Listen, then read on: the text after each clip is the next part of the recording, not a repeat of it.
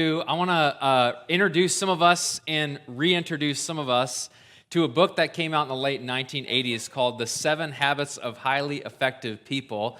Just for the kick of it, I did a little poll with our worship team, who you probably saw were a variety of ages today, to make sure that it's not too archaic of reference. And most of them said, yeah, I think I've heard of that book before. Some of us, it's like our second Bible. But I want to draw your attention to this. The second habit, there's 7 of them. The second habit of this book that really went viral when it came out in the late 1980s is this habit: to begin with the end in mind.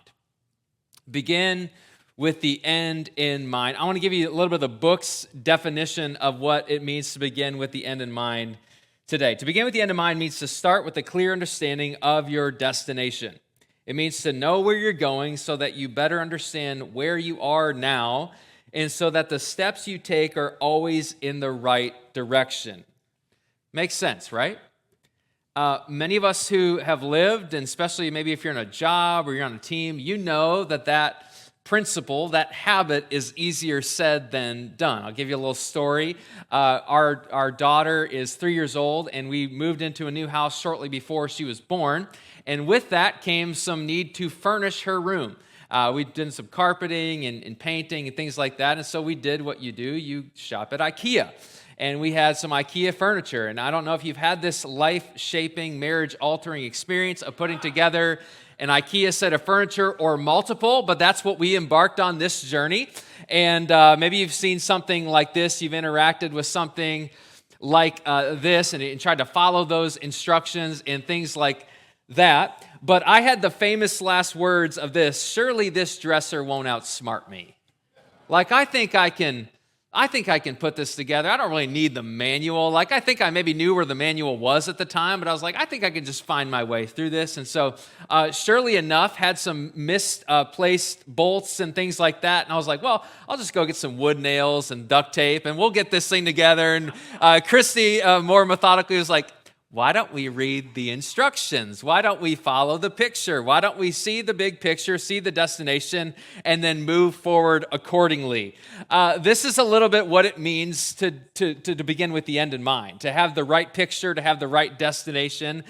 Things just go better when we begin with the end in mind, when we know the picture, when we have the purpose, when we see the direction. And as we begin this Gospel of John journey together over the next 8 or 9 weeks, I want to do just that. I want to just set us a little bit of direction and start with the end in mind. And first, I want to give you some context. Maybe you've read the Gospels, Matthew, Mark, Luke, and John. Maybe you've never really interacted with them or has been a long time. I want to give you some context.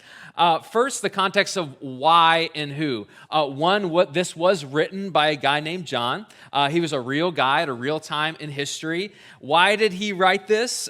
There were already 3 accounts of Jesus' life. At the time John writes this, we already have Matthew, we already have Mark, we already have Luke. John wrote this, some people estimate, around 90 AD. So this is several years after the life and ministry of Jesus has concluded. There are already 3 accounts. There was already a growing church.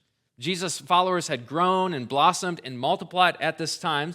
But despite these dynamics, John does write his account. And when he writes his account, he writes it with a purpose. He writes it with a destination. And John writes it the way he writes it for a purpose. So John writes his account on purpose, and he writes it the way, in the style, in the voice, in the tone and personality on purpose. He writes it with a destination. One of those things was to come against heresy. Now, heresy, if you were to define it really simply, is to think wrongly. And you know what I know, that thinking wrongly often leads to living wrongly. And he's combating this heresy that Jesus was God, but he really didn't become flesh. Okay, so this heresy that Jesus, yes, he was God, but the flesh, the person that we saw was just like an illusion. He was kind of like a shadow. Like, God was like playing tricks on us. He was like hologramming before Yoda was a thing. That's like kind of what was happening when Jesus walked among the earth. And one of the reasons John writes is say, hey, no, that's heresy. That's wrong thinking, and that will lead to wrong living. Another thing that you see in the Gospels, you see in the life and ministry of Jesus, is people thinking that he was a good man, but that he wasn't necessarily God. Right? This is what Jesus got in trouble with the religious leaders, is because not just because of his teaching or his morals or his example or his miracles, but that he actually started to proclaim, like, I and the Father are one. Like, when you look at me, you see God the Father. And they didn't like this. Two heresies, two conflicting beliefs. One is docetism. That's a label for the idea that he wasn't actually human.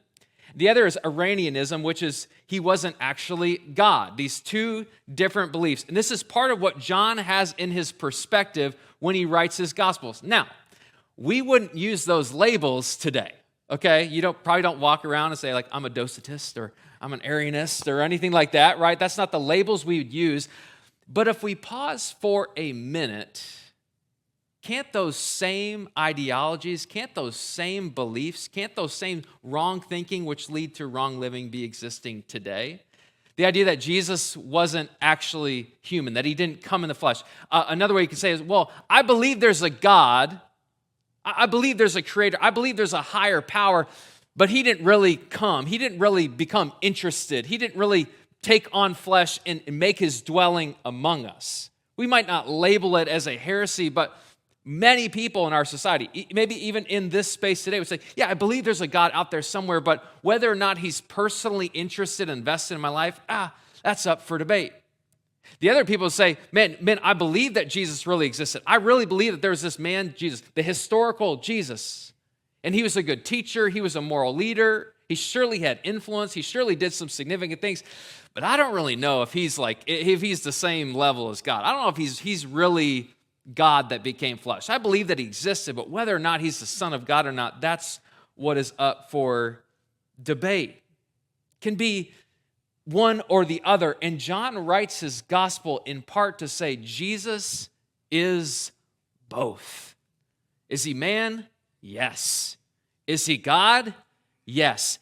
And if he is both, if he is who he says he is, that is good news. That's what the gospel means. That's what the word gospel means. Good news. A good news shared. Good news proclaimed. If Jesus is who he says he is, then he's God in the flesh, and he lives this perfect life. He brings heaven down to earth and ushers in this new way. John's saying that's good news. That's something worth writing about.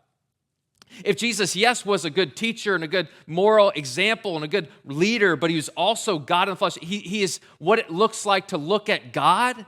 That's good news. That's something worth writing about. And if Jesus both is fully God and fully man, and he did come and invite us into something and follow him and trust in him for our lives both now and eternally, that means we have a decision to make. That means there's an opportunity in front of us. And this is what John, and this is what Jesus, through the writing, the Gospel of John, does for us. And I want to take you to the 20th chapter of John to help us see what is John's end? What is his goal when he writes this, when he's trying to help us see the both and reality of Jesus. I want to take you to John chapter 20, verse 31.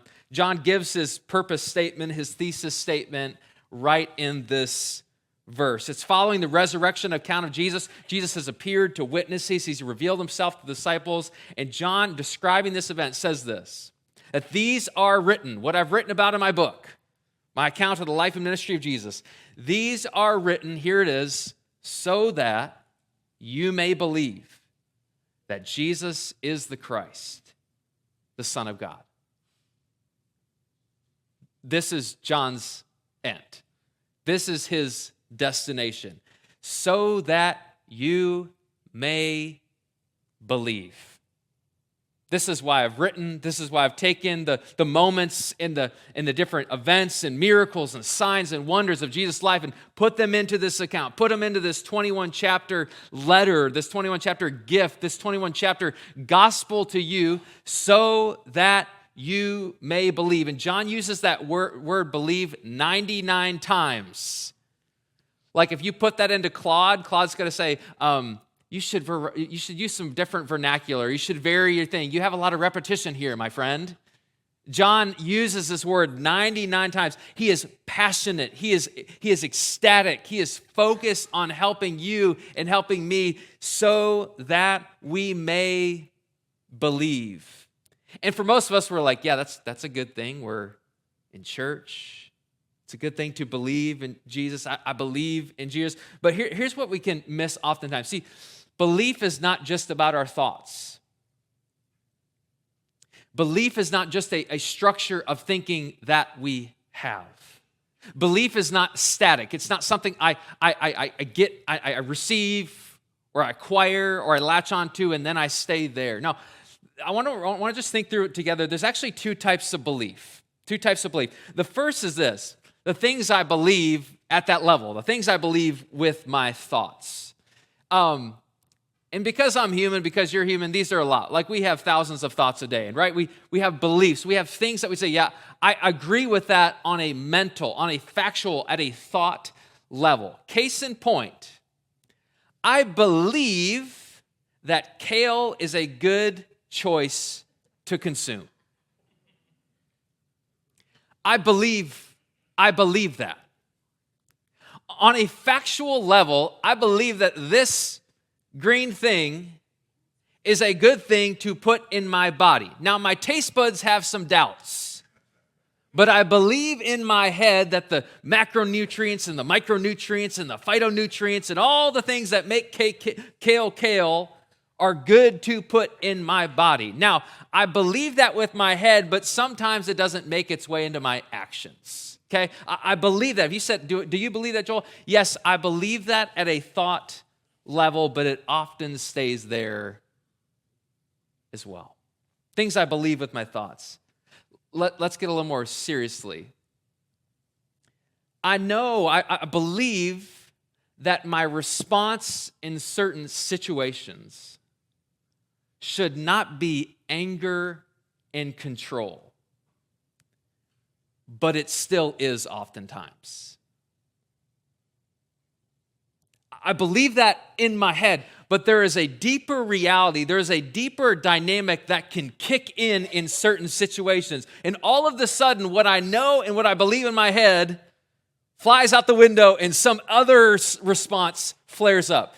Would anyone just slip up your hand and say, I kind of know what you're talking about in theory, a little bit? Okay. Things I believe in my head. These are things we believe with our thoughts that we would agree with, things we know factually. The second is this: the things that I believe with my actions. With my actions. Let's go back to our friend kale for a second. So I know in my head that kale is the better option for my burger, but what I want is kettle chips.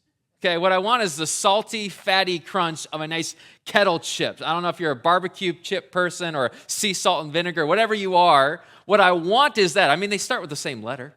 Like, we can do that. That's fine. What I know in my head is kale is the better option. But what kicks in, what I believe deeper, what I want and crave deeper is the satisfying crunch, not of a kale chip, of a kettle chip. Okay? The things I believe with my actions. My actions believe and they reveal what I actually believe, what I want most. My actions reveal what I believe deeper than what I know just in my thoughts and what I believe just in my thoughts. Let's go back to that deeper example. When I respond with anger and control, it points me to a deeper reality, a deeper tension, a deeper thing that I'm clinging on to that sits way beneath my thoughts, that's in my motivation, that's in my fears and worries or anxieties. And when I bump into that situation, that's what overrides what I know, because that's at the deeper seat. That's got more control, more power than just what I know factually. And when we talk about belief, and when John talks about belief, he's talking about that deeper kind. He's talking about the things that are just below the thoughts, that are beyond just that surface level, that are those deep-seated convictions. That's what believe means. To believe means to believe in, to entrust, to cling onto, or to rely on. These are those deep-seated things we have. And we all have things in our lives that we believe with our thoughts. And we have things that we believe with our actions, and sometimes those aren't on the same page. John says, I've written so you may believe and believe at a deep level. One thinker and author said it this way: we don't believe something by merely saying we believe it, or even when we believe that we believe it. We believe something when we act as if it were true. That is the deepest level of believing, of having a conviction, of having a trust. And so if you want to know what you believe in, if I want to know what I believe in right now, just look at my life. Just look at your life. It'll already show you what you believe in. Look at your priorities. Look at your pace. Look at the things that make you happy and the things that tick you off.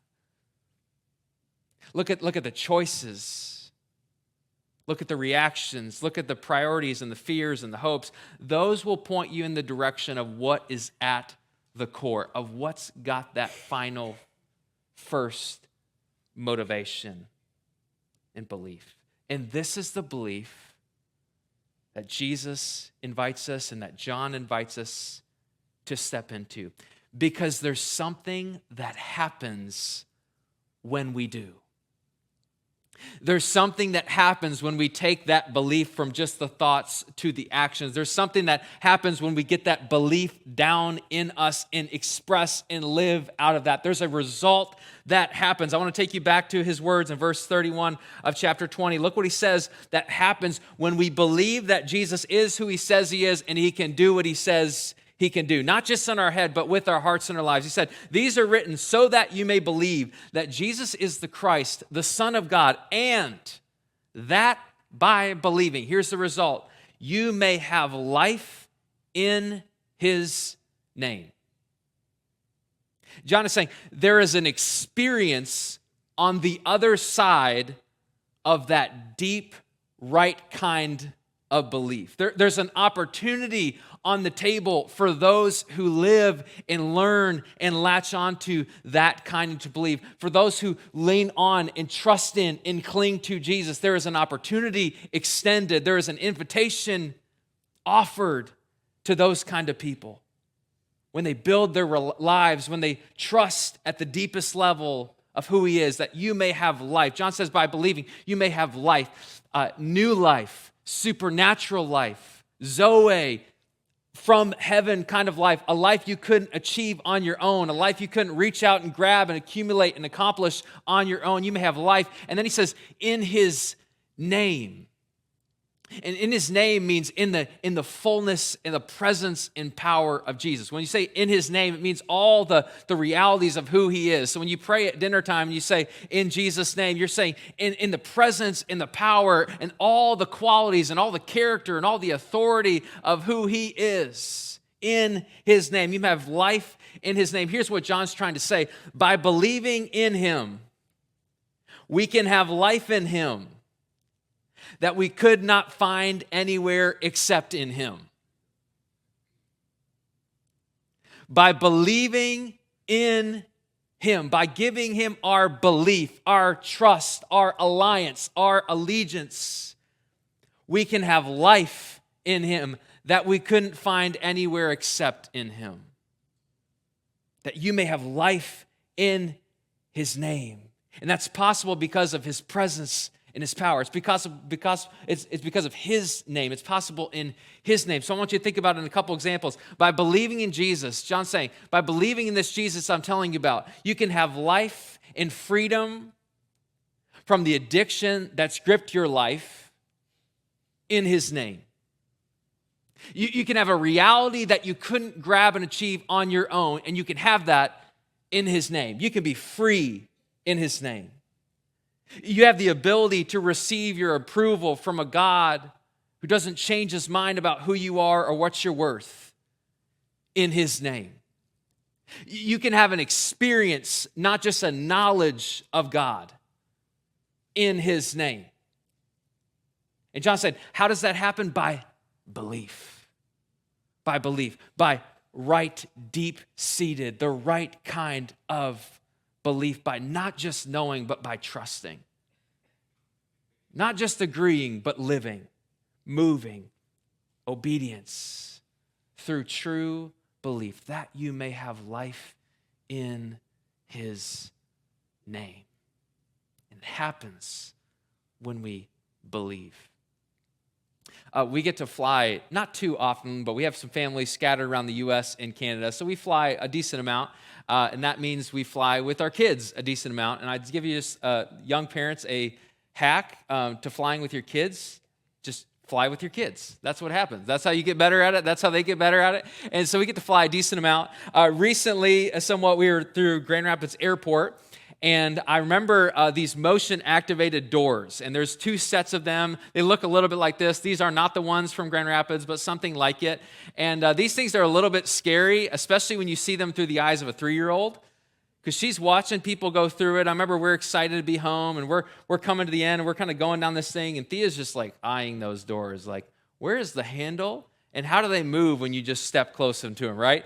And so we're getting close to them. We're getting closer and closer. And I'm having that moment, too, like we all have at automatic doors, like, is this actually going to open? You know, am I just going to, like, face plant on this door in front of a bunch of people? But we get close to it. And I remember trying to explain it to her, like, when we get close enough, the door's going to open. And when it opens, like, we got to walk. Like, we're going to keep walking. We don't want to hold people up, and we don't want the doors to close on us, right? And so we get close enough, and they start opening, and then the second set opens and that kind of thing. And I just remember thinking about that, like, man, what a crazy experience as a 3-year-old to try to explain and understand motion activated. Like, how does that work in a 3-year-old brain? I'm not quite sure. I was thinking about the life Jesus calls us to, this idea of belief, and I wonder between us and our Heavenly Father if it's a little bit like that conversation that Jesus, and Jesus through the Gospel of John, through this idea of having life and by believing in His name, I wonder if it's about a little bit of a conversation of living in a motion-activated kind of reality, because Jesus is saying, and John's saying through the Gospel of John, which we'll see the upcoming weeks, that there are certain realities, there are certain truths, there are certain experiences with God that are motion-activated. They are motion-activated. That they happen not just in knowledge, but in action. Not just in knowledge, but in belief, in active trust. Jesus would say to us through the Gospel of John, there are some things that only happen. There's a life that can only happen by believing in His name. So I want to take you back to those examples. You can live free from that addiction that's gripped your life in Jesus' name. How? How? By surrendering and inviting His presence and power to break holds, remove lies, and empower you to live in a new way. It's motion activated. It's motion activated. You have the ability to receive approval from a God who doesn't change His mind about who you are or what you're worth to Him, and you have that in His name, in His presence and power. How? By letting His word shape your identity, by knowing the truth, not the many voices that we're tempted to listen to. There's a motion-activated nature to it. You can move from an experience just in your head to an experience with your life with a living God. How? By asking and inviting the Spirit that He promised to give you, to make you aware of His voice, aware of His movement, aware of His activity in your life. It's motion activated. There are truths, there are realities in your life that Jesus puts before us. He will put before us in the coming weeks.